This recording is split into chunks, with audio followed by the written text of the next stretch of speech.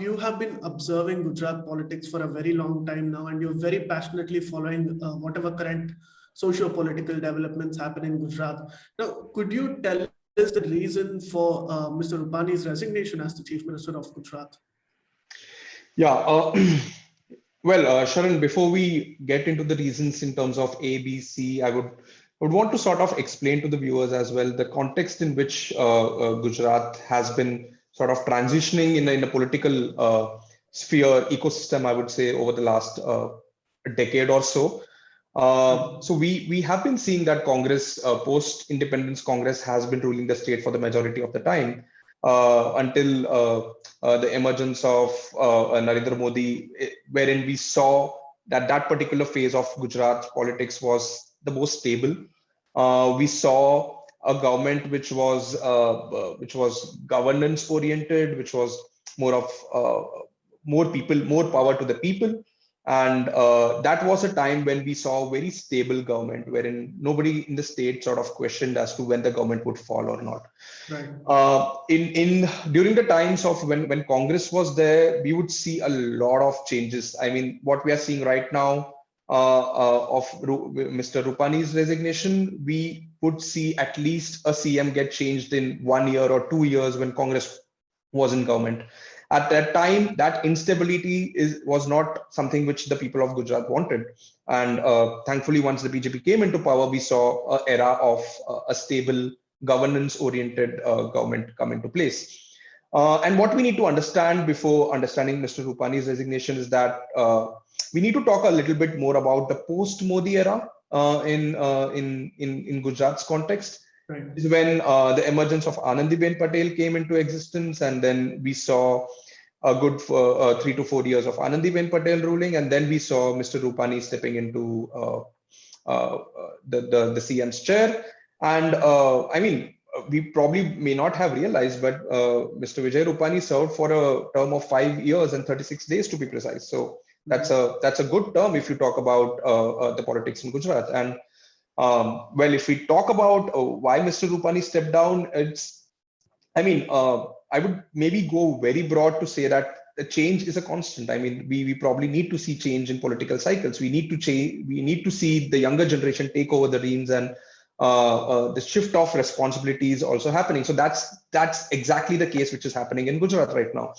I mean, of course, there's a lot of back factors, and we'll talk more about it in terms of caste equations and stuff. But from a purely political perspective, this is just a change or a transitioning happening from one power to the hands of the younger generation. That's how I perceive it, and that's how I see it. And to be very honest, before COVID, I don't see any blot in terms of Mr. Rupani's governance. I mean, we saw 5 years of good governance. We did not have any he did not have any blot in terms of his in terms of corruption or any other scams for that matter. It was, I would say, it was a good prosperous 5 years. And thinking of from a BJP as a political organization, they are tend to sort of change and give powers from a governance, from the government to the party. So that's what's happening right now. I think Mr. Rupani will assume some important position in the party. Right. And I don't know if you're aware, Mr. Rupani was in charge of media at one point of time in BJP's national organization. So he transitioned from the party, from a responsibility from a party to the government, and now he's back to the party. So I think that's a standard and a normal transition. And it wasn't a case of maybe the central leadership asking Mr. Rupani to step down. That was certainly not the case.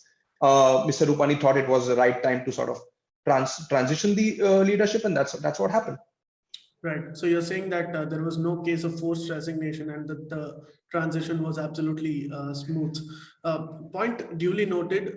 But Mr. Vaidya, do tell us more about the political culture of Gujarat, because for people outside of Gujarat, they are perhaps aware about the politics of Gujarat in a post-Modi era. they're only discussing politics related to that, but in reality the socio-political dynamics of the state are quite different even within the BJP, if you consider for that matter. Like you were rightly saying, there is no internal friction as far as the party leadership and stability is concerned, whereas in states like Karnataka, where I'm from, the case is different. So how would you define the political culture of Gujarat BJP? Yeah, that's a very good question to understand what's happening in today's context, Sharon. I would rather draw your attention to the Patidar Andolan, which happened some years ago. And in spite of that being such a massive sort of protest against the government, we still saw no cracks in the organization. I mean, that says a huge deal about the party in Gujarat, especially BJP in Gujarat, right? I mean, Patidars and Patels are one of the most influential community out here in Gujarat, and and there's a lot of Patels and Patidars in within the party itself, and in spite of that, having that sort of unity and sort of navigating through such turmoil says a lot about how the culture is imbibed within every individual and every karyakarta of the party, right? I mean, that says a lot. Mm-hmm. So yes, like every other state, there are caste equations in Gujarat as well, but they don't come to the forefront because Gujaratis as a whole, as a community, or people living in Gujarat as a community, I can talk about them. They are very development oriented. I mean, caste is something which we cannot neglect in this country, but nonetheless, I have seen people of Gujarat put development first and caste comes later for them. So, and that, like I said, that it's a huge symbolic gesture, given the fact that there was a huge protest across Gujarat, and in spite of so much pressure being put on them, still people of Gujarat are still united and the party is united. Please remember to subscribe to us and switch on the notifications for this channel. For our other social media links, more content, and to support our work, please visit citti.net. Dhanyavad. Namaskar.